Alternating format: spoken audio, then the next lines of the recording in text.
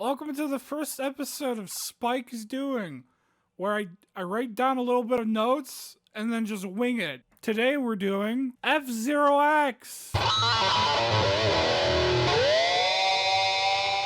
Oh my god, F-Zero is so fucking cool.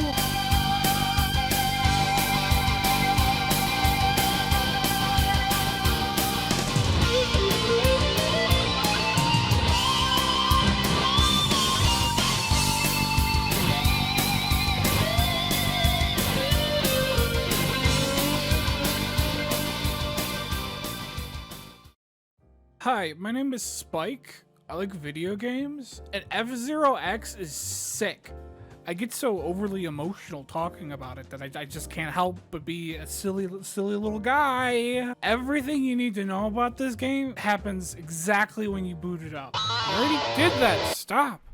Already you have like this punkish atmosphere where it's like, yeah, sick metal guitars and this comic book art style that's like edgy and dark and it's cool. It's so 90s. It kicks you in the teeth with style. It is aggressive. It is metal. It is heavy metal. It is osmium. Like it goes so hard. You got Captain Falcon, the coolest man ever. Stewart Little, Pico from Friday Night Funkin', Samurai Goroh, Jody, Terminator, Octodad. We have James McLeod from Star Fox. That guy's just Doc Ock. Why is this vehicle named Crazy Bear? Is there a sane twink for this crazy bear? So bad. So depending on what character you pick, you're choosing between their body, their weight, their boost, and their grip. After you pick a character, you also have the option between acceleration and top speed. Top speed being how fast your vehicle can go overall, while acceleration being more focused on getting to the speed faster. Having top speed means you're more likely to skid while turning though. And while acceleration lets you turn more freely, you go a lot slower as a result. Depending on where you put the slider and what character you picked, you can essentially min-max your character. This goes a lot away for giving the player agency. Alright, so after you select a character, you can actually, play the game, the racing game. It's a racing game, by the way. Don't know if you know that. But you look around and it's like, wow, that's old looking. I don't like this. This is old looking. I don't like old things. I mean, you're right. It doesn't necessarily look the best, but like, look. You see this? You see this frame rate? This is 60 FPS. The reason why everything's so low poly is because if they made it any more detailed, it would dip the frame rate. Having 60 FPS in this type of game is really necessary. But despite this low poly nature of the game, F-Zero X is probably one of the only games that I've played that's given me a pit in my stomach. To the nauseating speeds, to the weird chaotic physics, to the vertigo inducing tracks. It all just gives me this gigantic pit in my stomach, like I'm gonna fucking fall off in real life. Like I'm on a tipsy-turvy little roller coaster and I'm just getting flung off in every direction. I think a perfect example of this would be Big Blue, where it's this big tube that you're just sliding around because of the gravity. It gives you this feeling like you're teetering on the edge of chaos and you're just barely in control. What's a little bit hard to explain without actually controlling it is when you're pressing and holding down A and not moving anywhere, the track itself moves where you're going. It gives you this uneasy balance of you fighting against a track. Portown is another good example that just brings out this raw, chaotic emotion out of me, where you're doing sharp turns, going down a narrow ramp that makes you chaotically drop down to the ground. All of it just makes me feel uneasy. There's this one level that's just like a half pipe and you're like Sonic and Sonic Adventure.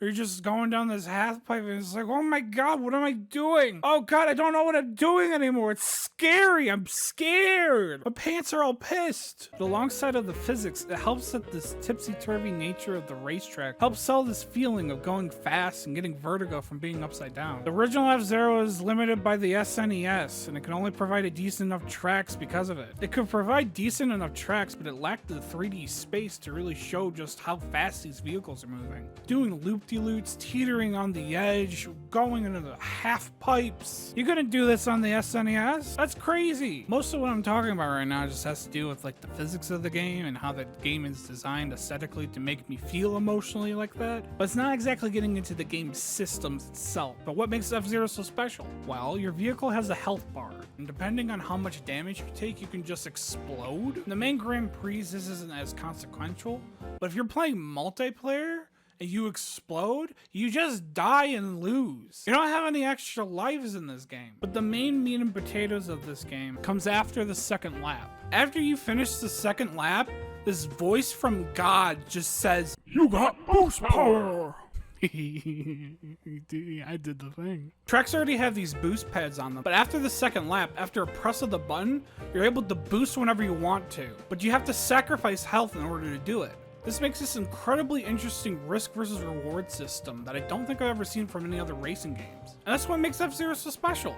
But yeah, maybe F-Zero did it first and GX did it maybe better. But on top of the foundation that the original F-Zero laid, F-Zero X goes above and beyond the original game because it makes me feel the way it feels with the aesthetics, the physics, and just the tracks being crazy. There's a sense of grit to the game, and it makes you feel like you're in a life or death situation. Speaking of F-Zero as a franchise, did you know that Nintendo specifically hates me? I'm not talking about because F-Zero hasn't been re-released. I'm not talking about because F-Zero hasn't had a new game in forever, because that sucks, I know. It's not because we weren't given the expansion kit that was exclusive to Japan for 30 years. It's that they made a guitar range soundtrack for this, and it's stuck in Japan, and it's stuck on a CD quality fucking thing. It costs over $1,000, and I can't buy it because I'm poor, I don't live in Japan, and there's never been a re-release. And it's the most sickest thing I've ever heard in my entire life. And nobody talks about it.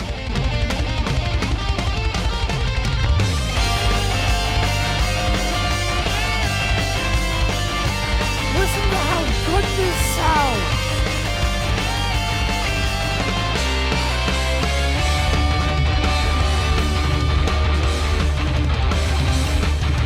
It goes so hard. Oh my god, it goes so hard. Speaking of hard, this game is hard as hell. When you get to the King and the Joker difficulty, it's like you're taking off the bumpers from a bowling alley. It's like the real game begins now. Joker Cup kicks you in the balls and says, "Hey, time to play the game, numbnuts, it's hard." This game will chew you out, eat you out, spit you out like a piece of bubblegum. In fact, the vehicles when they explode look like chewing pieces of bubblegum. Besides the music though, the sound effects in this game are amazing. Whenever he says, "You got boost power," I squee. Every time the game starts and it counts down, I have to do a little wiggle with my control stick because it goes wah. It's amazing. Whenever you get flown off the ramp because you're going so fucking fast, your character does like this scream like, "Ooh," like he's coming and scared. And the girls are like, it's crazy. It sounds great. And they have these weird vocals mixed in with the music, and I don't know what the hell they're saying half the time. What are you saying? What are you talking about? Hello? What? What did you say? Hello? Do I have anything else to say? No, I think that's the end of the video. Anyways, F-Zero X is awesome. Go play it. Go get an N64 and go play F-Zero X. Or go wait for it to be on the Switch Online thing. I know that sucks, but if you have it, it's there. Also go find a copy of F-Zero GX from the GameCube. Because that's where it's resting forever in eternity. On the GameCube. And nowhere else.